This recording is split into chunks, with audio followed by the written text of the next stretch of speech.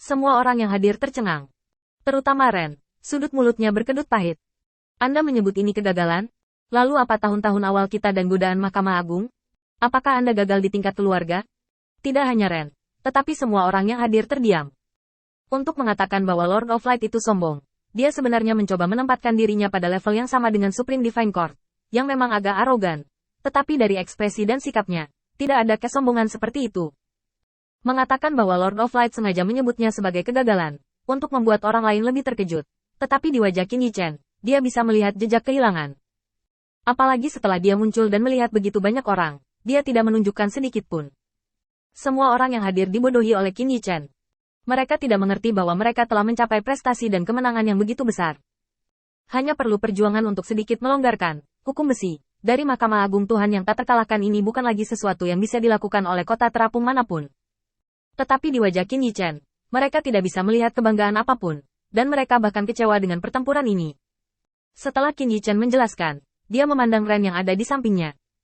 Begitulah adanya. Meskipun kehilangan kuil Holy Lord tidak banyak, itu juga ada di sana. Saya di sini hari ini karena saya ingin meminta informasi tentang kelemahan taktik Mahkamah Agung Tuhan. Jika saya bisa memecahkan taktik aneh Mahkamah Agung, bagi saya, itu setidaknya bisa menjamin keamanan kota terapung ini. Jika tidak, maka saya hanya bisa menjamin keamanan kota terapung Lin. Kata-kata Qin Yichen langsung menarik Ren, yang penuh kegembiraan, kembali ke kenyataan yang dingin. Dia memandang Qin Yichen dengan beberapa keraguan di hatinya. Apakah kamu begitu yakin? Qin Yichen mengangguk setuju. Alat Mahkamah Agung sangat kuat, dan saat ini saya tidak punya cara untuk memecahkannya. Jika memungkinkan, saya ingin mendapatkan informasi sebanyak mungkin terkait dengan Mahkamah Agung. Jika saya dapat mengetahuinya, semuanya akan menjadi lebih sederhana. Ren terdiam sejenak.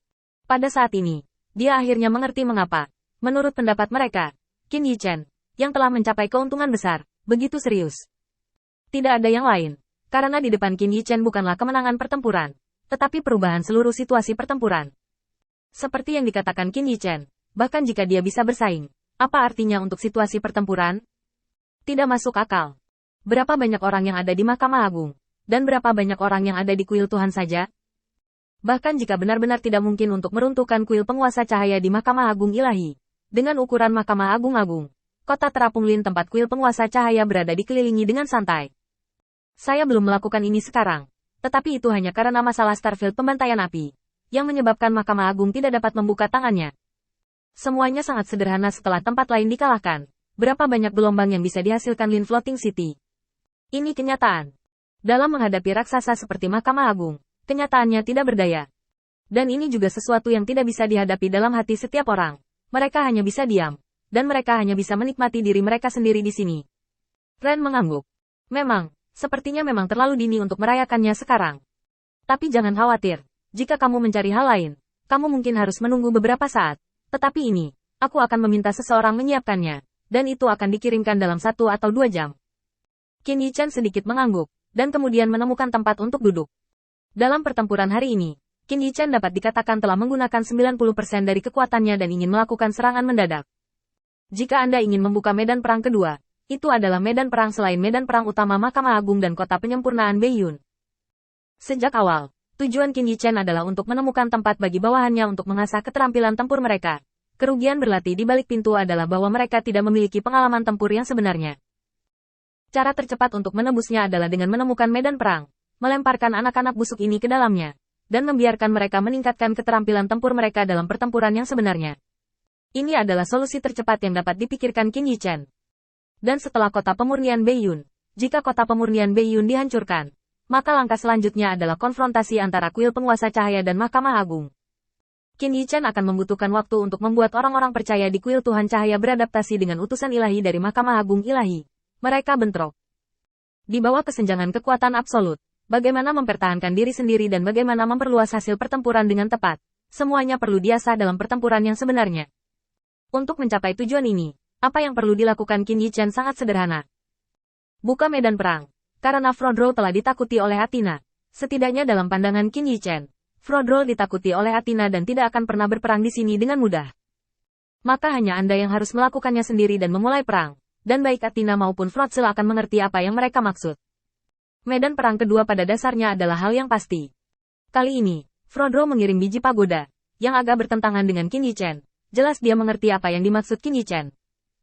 Kedua belah pihak telah mencapai semacam pemahaman diam-diam, tetapi setelah konfrontasi hari ini, Qin Yichen menemukan masalah ini. Jika dia tidak dapat mengalahkan pembelaan Mahkamah Agung, hal berikutnya akan sangat merepotkan. Di medan perang di mana kemenangan tidak dapat diraih, tidak akan ada manfaat yang bisa diperoleh, dan bahkan orang-orang yang percaya di kuil penguasa cahaya akan kehilangan semangat juang mereka. Qin Yichen harus mencoba yang terbaik untuk menghindari hal seperti itu terjadi. Jadi dia sangat membutuhkan informasi tentang semua aspek Mahkamah Agung.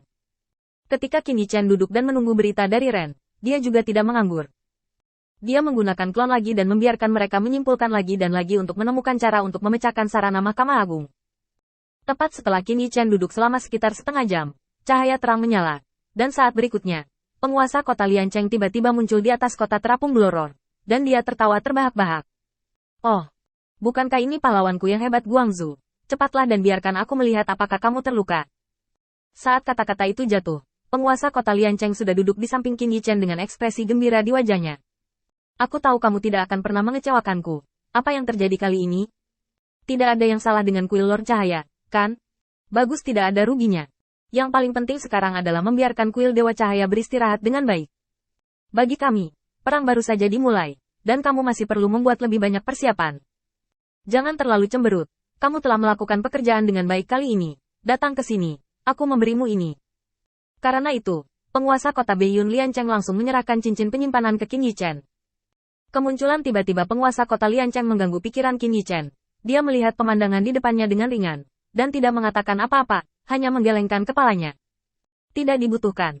Begitu dia mendengar ini, penguasa kota Liancheng segera menjadi cemas. Apa yang tidak perlu? Saya rasa Anda tidak tahu hal-hal besar apa yang telah Anda lakukan.